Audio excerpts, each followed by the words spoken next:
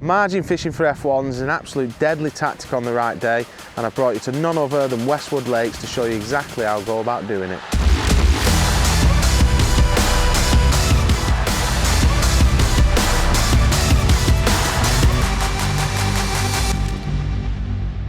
Now that the weather's starting to warm through, the margin's going to really come into their own. Fishing in the deeper water, you've got problems like seal and fish coming off the bottom and all that, whereas in the margins you've got a nice clean hard bottom where the fish are going to want to feed confidently, and you're going to catch more fish as a result of that. Location wise, for me, if I can fish the right sort of depth up against the bank, that's where I'd always choose to fish. By fishing against the banking, it gives your bait a little bit of protection. The fish can't get behind your rig and start causing your liners and foul hookers. So if you've got the right depth against some cover, i.e. reeds, etc., that's the main spot I'd be targeting. How far you fish down your margin all depends on how many fish you're getting in your peg. If you're not getting a lot of fish in your peg, you're going to have to obviously go a little bit longer, maybe down towards the next pallet, 6 or 7 metres.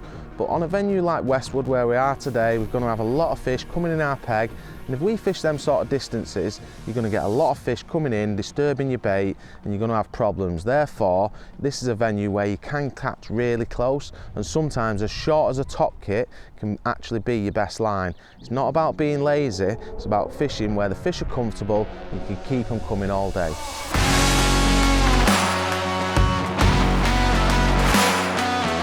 When it comes to plumbing up, what I'm actually looking for is a little shelf if possible. I'm using a 10-gram plummet for this. The reason for that, it's got a small surface area. If I land it on a little stone, it'll roll off it. If you use too big of a plummet, like 30, you'd think you'd be more accurate, but it doesn't actually give you a true reading of how your rig's going to sit, because the bigger surface area will sit on top of them little stones and pebbles, and sometimes it'll give you a false reading. So 10 grams is the perfect size for me. When I drop it in now, you'll see I'm plumbed up next to the bank here, and I'm probably about 1.5 inches over depth there. When I come off 1 inch, I'm plumbed up perfect, body's out of the water, probably a full inch over depth. When I come off again, I'm just starting to drop off. So my margin of error is only about 4 inches here, and that's why it's important to have them back shots next to my float, so I can drop them against the bank. I can actually rest my pole against the bank as well, and it keeps that float pinned in. If I was to fish a little bit further down, when I'm plumbing up here, I can't see my float against the bank, and you can see it's a little bit deeper. It's probably 1 inch deeper, my float's off the bottom, I can't actually get tight against the bank. So the reason I'm fishing here is, one, I've got a nice little flat shelf of about 2 or 3 inches, but also I can see my float and tuck it against the bank, which will hopefully give me protection from the fish blowing my bait too far underneath the banking, and it'll make catching the fish that little bit easier. General rule of thumb when you're fishing in the margin in terms of depth, if I could pick a perfect depth, I'd go for around about 15, 16 inches. That's a nice depth where they're not going to come off the bottom. I can catch the biggest stamp fish in my peg also, but sometimes you go to a venue, you haven't got that option. You've got whatever the peg plumbs up at. Today we've got around about 2 foot 2 inches. So yeah, you will get a few fish lingering off the bottom in that depth. It's not ideal, but by fishing close to ourselves, hopefully we've got something to work with. We feed the right amount of bait, we can keep them fish nice and calm and still catch them. Now we've chosen where to fish, the 2 key factors here are loading your pot and how you deliver it into your peg. So actual loading of the pot, I always like to put my pot over my bait so I don't spill it everywhere, and I overload my pot and then gently press it with my thumb. I don't want to load it too much here. If you press it in really hard, what tends to happen is your bait can still stick. So gentle loading, just enough so that when you turn your pot, your bait's not going to be coming out. And then when I put it in my pot, this is where the pots come into their own, because they've got holes in specific areas to flush the bait out of your pot. So there's no tapping of the pot, there's no basically noise created, you're going to get a real nice tight spread. So you've got to remember here, when you put your rig in, if I just go down, the pole tip's going to actually come back towards me. So I'll lean forward 1 inch or 2 to compensate for that. My pole pot is now in position. I go down to the water nice and gently, hold it for 1, 2, and as I lift up, my bait will flush out, and I've not made any noise whatsoever. Lift your rig in position, put your back shot against the bank, and I can actually put my pole tip against the bank here as well. My rig now is really, really tight. There's no noise, which hopefully won't bring the fish up off the bottom. There we go. First chuck, literally come in and seen it.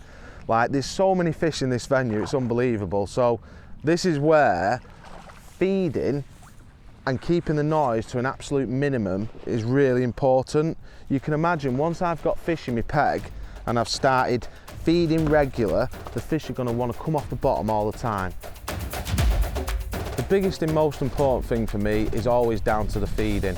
Feeding the right bait and the right amount of bait, and that's where your pot choice comes in. If you feed with too big of a pot and you've got too many fish lingering in your peg, it's going to be hard to set your little trap and catch your next fish. Sometimes it looks great, you've got loads of fish tailing up, etc., but feeding the least amount of bait you can to get a bite and still hold the fish in your peg is key, and that's where pot choice is vital. Another great thing about these pots is the accuracy it gives you.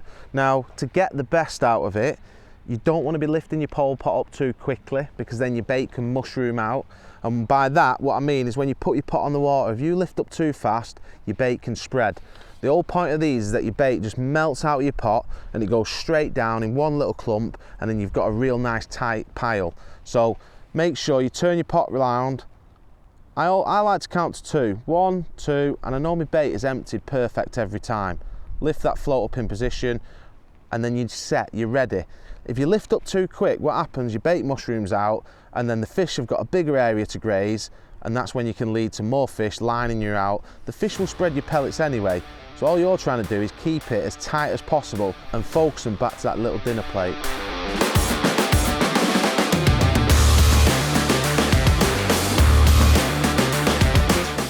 Rig-wise for me, I only ever use one style of rig for this type of fishing. If I'm fishing in less than 2.5 foot, I don't want to mess about. Same rig does everything.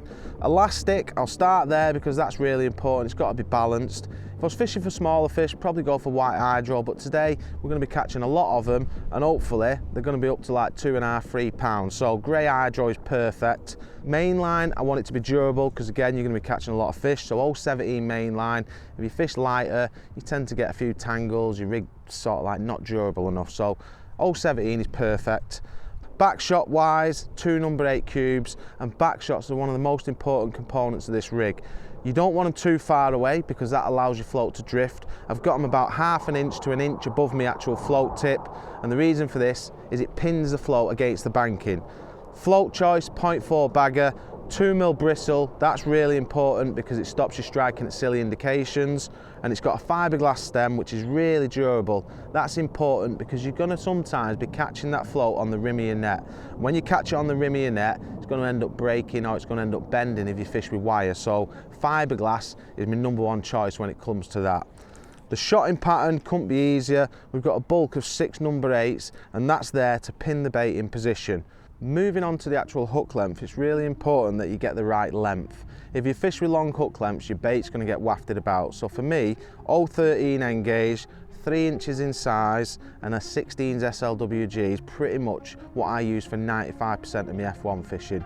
Sometimes you go a little bit heavier if you're expecting an odd carp, but 0.13, grey hydro, that's perfectly balanced. The reason I fish with a 16s SLWG is I can pretty much fish any bait I want on it. Today we're going to be fishing with 4mm expanders, that's perfect, but I can also fish baits such as 2, 3, 4 maggots, piece of meat, piece of corn, piece of worm, doesn't matter. The hook lends itself to every bait there is. When it comes to bait choice, for me there's only 2 options really, pellets and ground bait. If I can draw the fish in just using micro pellets on its own, I would always use micro pellets. The reason for this is a lot easier to catch them on particles than it is having ground bait falling through your peg and causing liners. But there will be occasions when you're fishing in slightly shallow water, anything normally less than sort of 20 inches in depth, the pellets won't be enough to draw the fish in. You'll be getting an odd fish, but you feel like it could be better. And that's when ground bait can really drag them fish in with that extra cloud. The problem with ground bait is they can kick it up and they can cause foul-hooked fish. So if you can get them in on pellets, just use pellets. In terms of volume of bait, it's very important. We've got 3 sort of pot sizes in the range, small, medium and large. I don't feel like I need to feed anything other than the small today. It's the perfect amount of bait to get me a bite. There's plenty of fish coming in. I'm still getting plenty of liners to let me know that the fish are staying in the peg as well. So there's no need to actually up my feed. If you're getting fish coming in, you're feeding enough.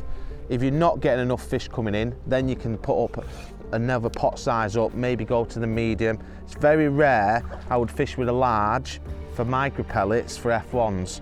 If I was carp fishing, yeah, but for F1s, the small and the medium will do for pretty much 99% of your fishing.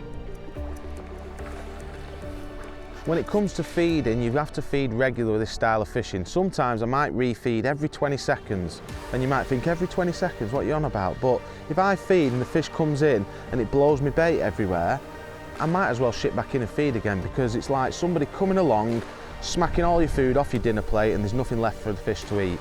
Therefore, they're going to be in your peg, but not actually on that little area where you've plumbed up to fish. So for me, feeding is feed to your bites, but if you don't get a bite, that doesn't mean sit there waiting. If I've not had a fish within 2 to 3 minutes, I'm back in and I feed again, and I leave it no longer than that in the summer months.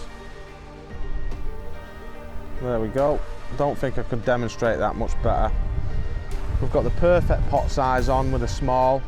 We're getting perfect accuracy with the feeding, and we've got minimum disturbance because of that fast release pot.